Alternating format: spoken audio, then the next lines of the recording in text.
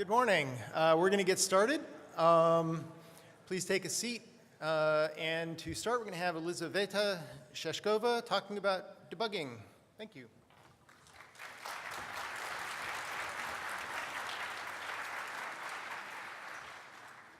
Hello, my name is Elizaveta Shashkova, and today I'm going to talk about some new opportunities that appeared in Python 3.6 and allowed us to make debugging in Python 3.6 faster and better. And first, let me introduce myself. I'm a software developer of PyCharm IDE at JetBrains company. I'm working on debugger, and I've come here from the Russian city, St. Petersburg. When we write programs, we always introduce bugs into them, unfortunately. And there are different ways to find these bugs. Some people like quick solutions like adding print statements.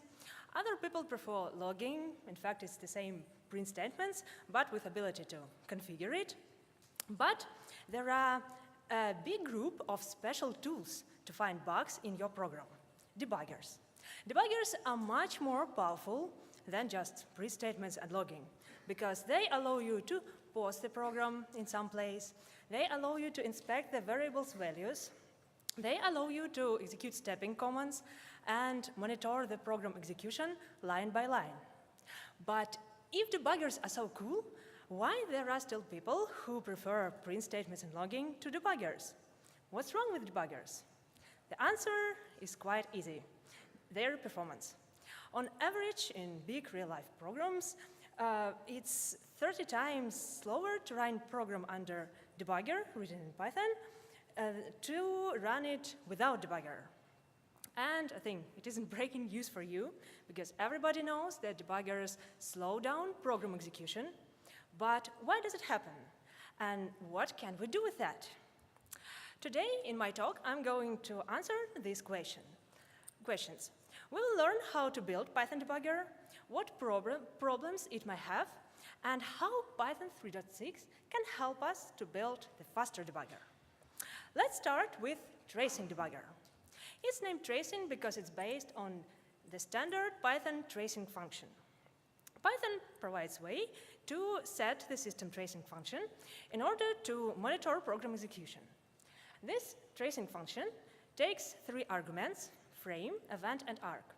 Frame is frame object, which contains the information of some program point, contains the values of local and global variables, information of code object, function name, and something like that. Event is a string which represents the event which appeared in the program, and argument, the argument of this event.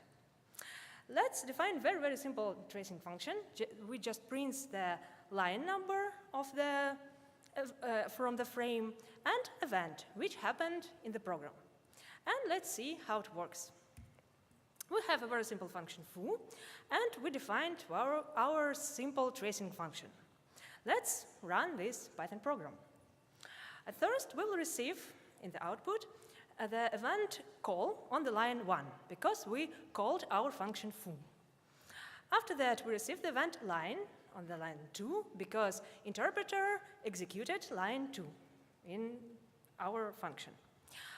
If we continue execution, we will receive events line on lines number 3 and 4, and after that, the output hi Bob appears in the output. If we continue execution, we will receive events line 3 on the lines 3 and 4 again, because we're in a loop. And after that, we receive event line on the line 5 and event return on the line 5. Event return means that we are leaving the current function because we executed it. Okay. Now we know how tracing function works. And now we want to build debugger based on this tracing function. Every debugger consists of 2 parts: breakpoints and stepping commands. Breakpoints are special places in your programs where you want to pause your program. And stepping commands, the user's commands, which allows you to monitor the program execution line by line. Okay. How we can implement it with our tracing function? It's quite easy.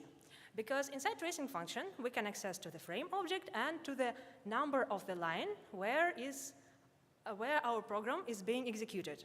So it means we can check if our number of our line number of our breakpoint equals the frame line number, and after that we can suspend program, that is run it in an infinite loop to wait for the user's comments, and implement our breakpoints.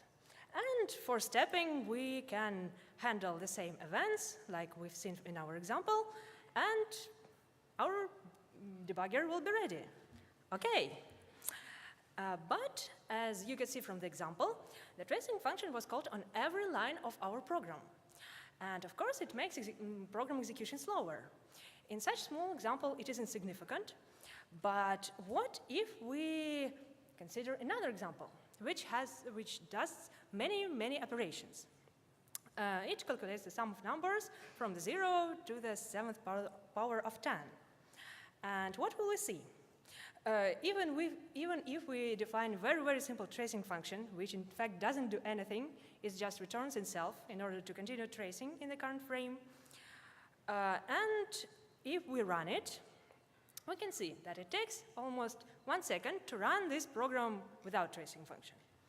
But it already takes almost 7 seconds to run this program with very simple tracing function. And it's a bit sad news for us. And if we, for example, have 3 breakpoints, that means that we need to iterate through the list of 3 elements on every call of our tracing function. And if we define such tracing function and run our program again, it already takes almost 20 seconds to run such program. It's almost 25 times slower. And let me remind you that our tracing function is very simple. This small experiment explains why running program under debugger is slower than just running it without debugger. Okay, now we have a problem. We call our tracing function on every line of our program, and it slows down program execution, but we can't do anything with that because debugger is based on this tracing function. We can't remove it. Okay, let's remember this problem and start another short story about Python 3.6. As I hope everybody knows here, Python 3.6 was released almost half a year ago, and it has many cool features. And one of them is new frame evaluation API. It was introduced in PEP 5.2.3. PEP is a Python enhancement proposal. It's a design document providing information to Python community or describing new feature. And this PEP provides new frame evaluation API. It allows to specify a parent interpreter function pointer to handle the evaluation of frames. Also, it adds a new field to the Python code objects. It sounds really interesting, but a bit tricky, right? In order to understand something tricky, let's consider example. The easiest way to understand it, very simple example. In real life, we need to write this code in C because this API, this is Python C API. So you should either write it in C or in Python, like we do it in PyCharm, and then generate C code. But for better readability, I will use Python in order to make it easy to understand. But in real life, all this code is written in C or in Python. Okay, our simple frame evaluation function. It takes 2 arguments, frame object, which we have already seen in our tracing function example, and exception flag. Okay, inside our frame evaluation function, we can get the function name of current frame and line number of this frame. Let's print this information and return the default frame evaluation function. Because we don't want to change anything, we just want to print something interesting to output. And of course, we need to set our custom frame evaluation function, pass it to interpreter. Okay, let's see how it works. We have very simple example, 3 functions. The first function calls the second function, and the second function calls the third one. And we set our custom frame evaluation function and ran this program. What will we see in output? Okay, we can see that our custom frame evaluation function was called 3 times. It was called on the line 1 inside function first, it was called on the line 4 inside function second, and on the line 7 in the function third. That's great. That means that our frame evaluation function works. And it was executed while entering every new frame. And inside this frame evaluation function, we have access to the frame object, and therefore to the code object of the current function. Okay, great feature, but what can we do with that? As you remember, we had a problem with tracing debugger. We executed tracing function on every line of our program. And we can't do anything with that. Of course, we want to remove it, but after that, our debugger will not work. And the solution that I can see is replace. Let's replace tracing function with frame evaluation function. Let's try to build frame evaluation debugger. That is, debugger based on our custom frame evaluation function. As you remember, every debugger consists of 2 parts. At first, we need to implement breakpoints. But when we had tracing function, we had a whole instrument in order to monitor program execution line by line. We had tracing function, it was called on every line of our program, and it was okay. But in this case, we don't have access to any tracing function. We have just a frame object and code object of this frame. How can we implement our breakpoints? Okay, we need to insert our breakpoints code into frames bytecode.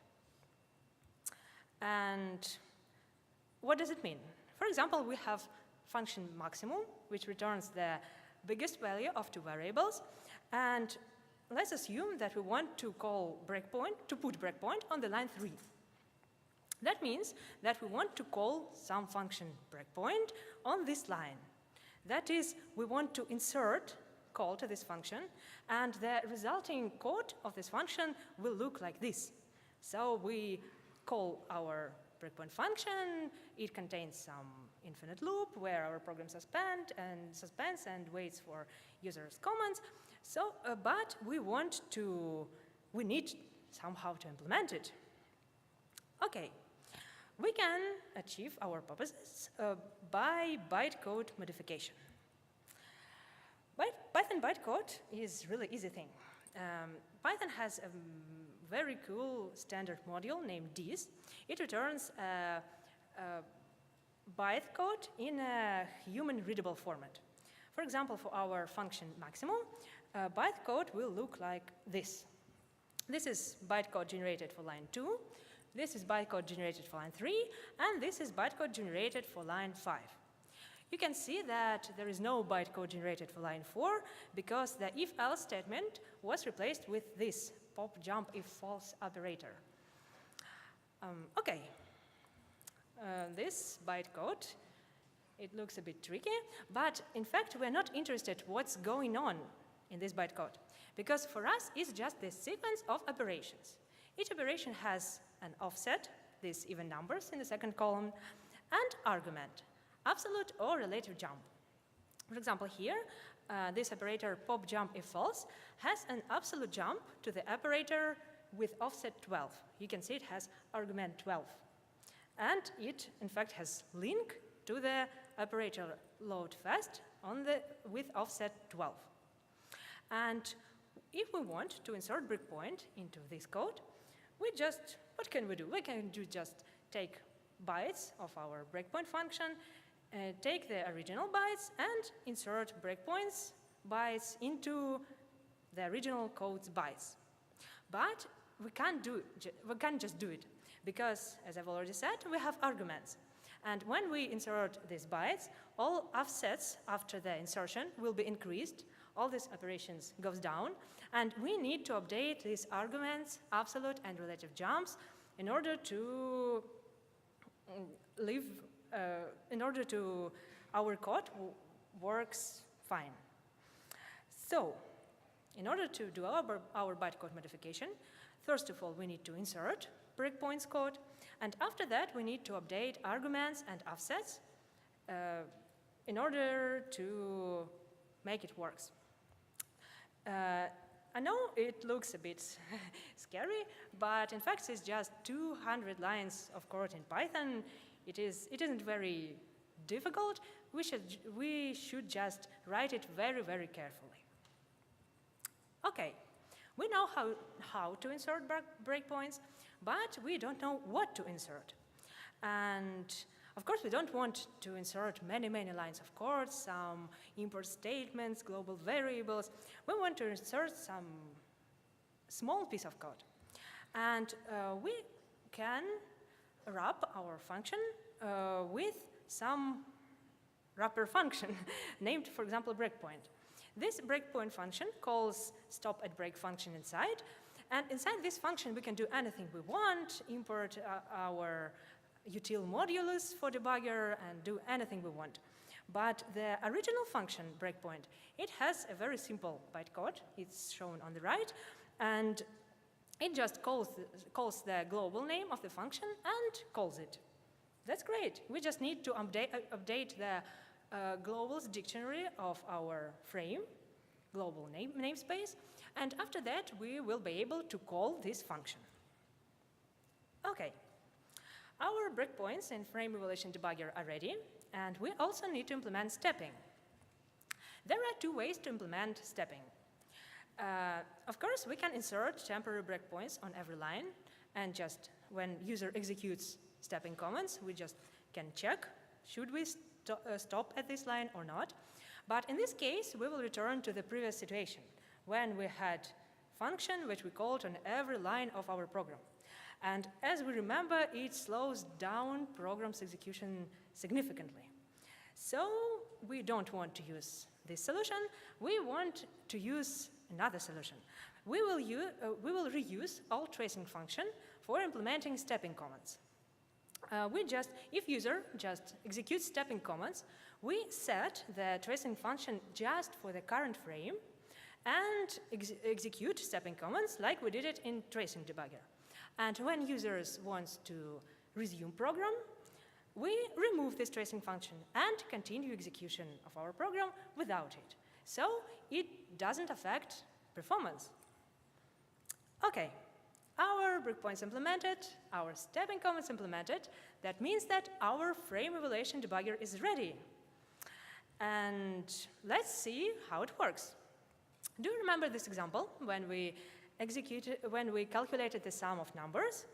And as you remember, it took the program became 25 times slower when we executed it with tracing function. But what about frame evaluation? Yes, it's almost as fast as running without debugger. It happens because it doesn't call tracing function on every line of the program. We just called our frame evaluation function just once when we entered the calculate function.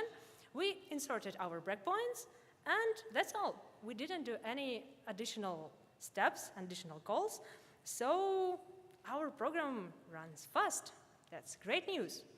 But what if we modify our example? In the previous example, we enter just one frame. But what if we enter frames many, many times? If we define function foo and call it on every step inside our loop, what will happen in this case? In this case, frame evaluation debugging becomes slow. Of course, it's evident because now we enter new frame many, many times. On every entering, we call our frame evaluation function, and it slows down program execution again. What can we do with that? Maybe PEP 523 can help us again. Yes, as you remember, PEP 523 consists of two parts. And the second part of it is that the new field, coextra, was added to the Python code object. It's a special scratch space to use it inside frame evaluation function. And how can we use it in our debugger? We can mark frames without breakpoints. And after that, inside our frame evaluation function, first of all, we can check the value of this co-extra field. And if we already visited this frame, and if we already marked it as visited and marked it as frame without breakpoints, we can quickly check it, and now we know that there is no need to do any additional checks, iterate through breakpoints, do something like that, and we can quickly return default function and skip this frame quickly. Now it helps. Let's see. Yes, we were right. After that, debugging becomes faster in all cases because we don't depend on such situations like in example 2. I want to emphasize these two important features again. Our custom frame evaluation function allowed us to get access to the frame object and to the code object and insert breakpoints right into frames code. And additional co-extra field allowed us to cache frames without breakpoints and skip them very, very quickly without iteration through breakpoints. Okay. Our frame evaluation debugger was implemented, and it works very good in such a small toy example, but what about real life? How about real-life example? Yes, real-life example exists. Frame evaluation debugger was implemented in PyCharm 2017.1. It's available also in PyCharm Community Edition, which is free and open source, so everybody can download it, install it, and try how it works. It isn't just a prototype, but a real thing which works in production. And of course, we made some measurements for PyCharm's debugger too. This is results for one of our benchmarks when we add breakpoints to the global namespace and to the local inside functions. And we compared frame evaluation debugger with our all tracing debugger. Also in all tracing debugger, we had some Python speedups. We rewrote some bottlenecks of our debugger. Debugger's bottleneck, as you can see, a tracing function. It was rewritten with Python, which generates C code, and it made debugger faster. But as you can see, it made debugger 2 times faster. But when we implemented frame evaluation function, debugger became even 40 times faster. The only thing that I can say after that is frame evaluation rocks. It gave opportunity to dramatically improve debugger's performance. And of course, it has some disadvantages. Because such debugger a bit more complicated, because you need to implement bytecode modification, to write all this stuff. Tracing function is much more easier. You can just simply type it and your debugger is almost ready. But for frame evaluation debugger, you need to implement more different things. Also, it's available only for CPython yet, because PEP 5.2.3 was implemented only in CPython yet. And it's available only in Python 3.6, because frame evaluation API appeared just in this version of Python, and it isn't available in the previous versions of Python interpreters. So I can say that frame evaluation function is yet another reason to move to Python 3.6. Most likely, such quick debugger can appear in many other IDEs, many other developer tools. For example, it's going to appear in PyDev, the Python IDE for Eclipse. And also, you might be inspired by my talk, and you might find yet another use cases for custom frame evaluation function. I believe that such use cases exist because when we use it, in fact, we're inserting breakpoints right into code. And that's how we use frame evaluation function for debugging. But originally, this PEP wasn't created for debuggers. Originally, it was created by authors of Microsoft Pigeon project. It's a just-in-time compiler for Python. And originally, this frame evaluation function is used to generate JITed code for frame. And it is stored in this co-extra field of the frame. And debugger wasn't the original purpose of creation of this API. Just-in-time compiler and debugger are quite different instruments, but they use the same API. So I believe that other use cases definitely exist. We just need to think about them and just need to create them. For example, we can just imagine, just like an idea, as I already said, we insert breakpoints inside our code. But for example, we can add, I don't know, logging right into our code. Just imagine you can insert logging statements without modifying your source code. You just defined your custom frame evaluation function, which adds logging for some functions, and you can quickly turn it on, turn it off by adding just one line inside your code. That sounds really good. Okay, if you want to try it, frame evaluation debugger, or watch the whole code base of today's examples, you can check out my repository on GitHub. It's a small prototype of frame evaluation debugger. And also you can check the source code of PyCharm Community Edition. As I've already said, it was implemented and it works. So you can see its code and ask me any question. Also, feel free to follow me on Twitter. And I'm ready to answer to your questions, but I think it's better to ask me them personally. Today, all day, I will be available at JetBrains booth in Expo Hall. So feel free to find me. Feel free to ask me anything. I like questions very much. And thank you for your attention.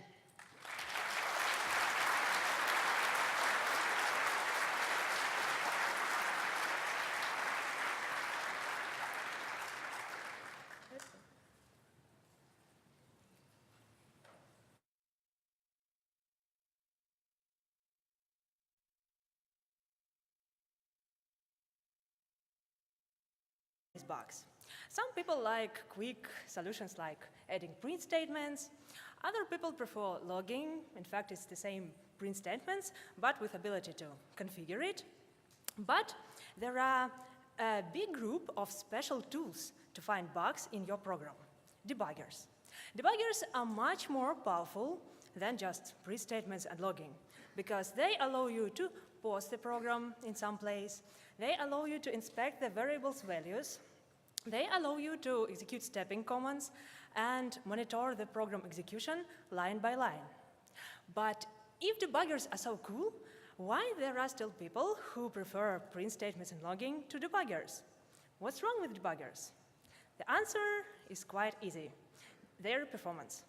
On average, in big real-life programs, it's 30 times slower to run program under debugger written in Python to run it without debugger. And I think it isn't breaking news for you, because everybody knows that debuggers slow down program execution. But why does it happen? And what can we do with that?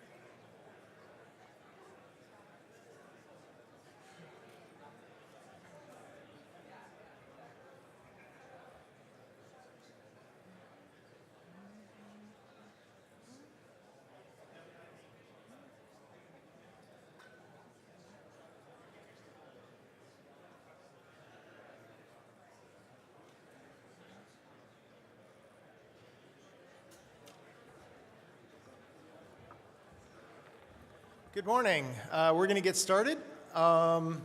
Please take a seat. And to start, we're going to have Elizaveta Shashkova talking about debugging. Thank you.